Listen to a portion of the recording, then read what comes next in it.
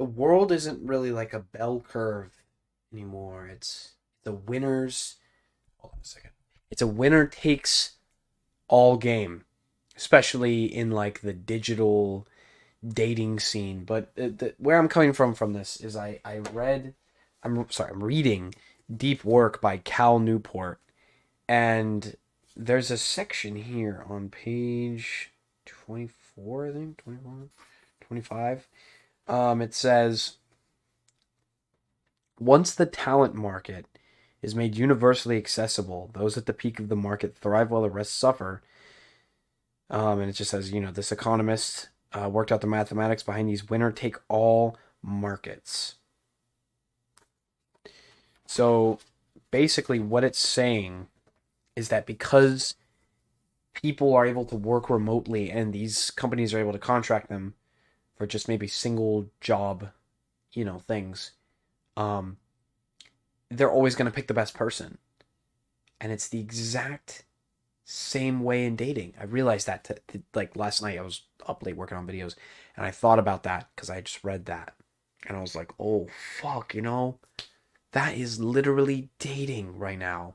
You could go on Tinder, you can make a fucking profile with like a really fat, like obese, unattractive woman, and she's still gonna get 400 matches.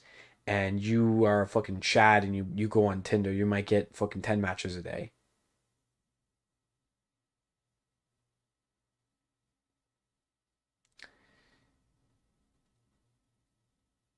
So it's not fair for guys, one. And then we also have to compete with the 1% and the 5%. We're probably in the 10%, mentally, physically. If you're watching these videos, you're already in the 10% for sure. But because 90% of people are losers and they're fucking fat and depressed and all these things, right? So you have to compete with these 1% level people, right? And it says in Deep Work, it's talking about a top programmer versus an office full of people that, these companies have to pay benefits, they have to rent out the office space, they have to pay them salaries, versus just a one-time payment to the best computer programmer possible that they could find. Which one do you think they're going to pick? Shocker, right? They're going to pick the best programmer, right? So it's the same thing with girls. Are they going to date a bunch of fucking losers, or are they're going to fucking stick with that one like red pilled alpha fucking Chad guy? What do you think they're going to do? They're going to pick option 2, right? You know, people like, I don't know, Clav. Like, why do you think Clav is just an absolute magnet? Because he's in the 1%, at least looks wise, definitely in the 1%. He's got questionable methods, but I'm not gonna deny he's definitely a 1% in looks. So you have to compete with people like those. But the problem is you're not even competing because all the girls are flocking to those guys and you're left with nothing. See how you're in a bit of a paradoxical, sorry, um, situation? You have to be in the 1% to compete with these guys.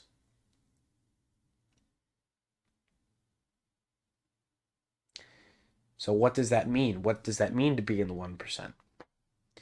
Well, it means 1% mentally, financially, physically. Um, like what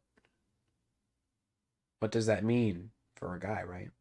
I mean, obviously the 10 out of 10 like aesthetic body, being fucking rich, being famous, all these things, they always help. That's pre-selection because other girls will be chasing you.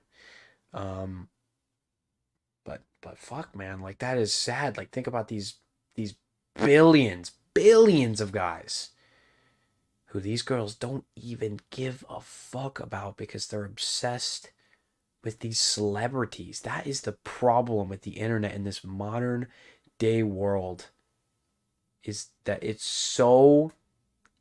there's too many options for these girls, so they are never gonna pick regular normie Jeffrey guys, right? Never. If they have the option to pick the fucking alpha Chad guy, they're gonna pick him every fucking time. Isn't that just sad? Like there is guys right now who are my age who have never felt have never had a girl touch them, like romantically, not sexually, romantically. And that's fucking sad. I'm luckily enough to have experienced that, so I think I'm qualified to talk about this. But it just fucking makes me sad, dude. It makes me so sad. Really fucking sad that we have billions of guys. And actually, well, hold on a second. It's also the same thing with guys, with girls. Think about like there's like five girls. It depends where you're on the world, but like there's like five girls that people usually talk about, right? It's the same thing with girls, except guys are just obsessive as fuck these days. So they're fucking weird. But honestly, so are girls. They're fucking obsessive and weird too. The difference is they're seen very differently by the modern day. Girls being obsessed over guys is kind of like, oh, that's fucking. Why would you do that? They're misogynistic and all these things. And but when a guy's obsessed over a girl, it's creepy. So I don't think you should be obsessing over girls at all. I don't think you should. Celebrities or a regular girl that you like anyway. I don't think you should, regardless of how famous, how much money, status they have. I don't think you should. I think you're a fucking bitch if you're doing that. Um, but the point is, like, wow, we live in a fucked world where these girls have too many options, so they are never going to pick guys, and our population is going to plummet because of it. These guys are all running a race, like around a track, and they're basically walking. 90% of guys are basically walking, while the 10% are jogging, the 5% are running, and the 1% are sprinting.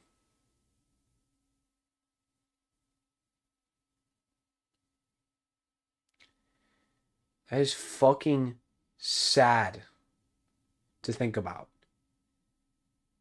That even if these 90% do, it's not going to be from a high quality woman because we don't push femininity on women anymore. So our whole world's just fucked up. It's really fucked up. So I'm sorry to any guy if you're really struggling because of the oversaturation and the too many options these girls have. I'm really sorry if you're struggling because of that. Because I understand you. So do what makes you stronger, not what makes you feel good.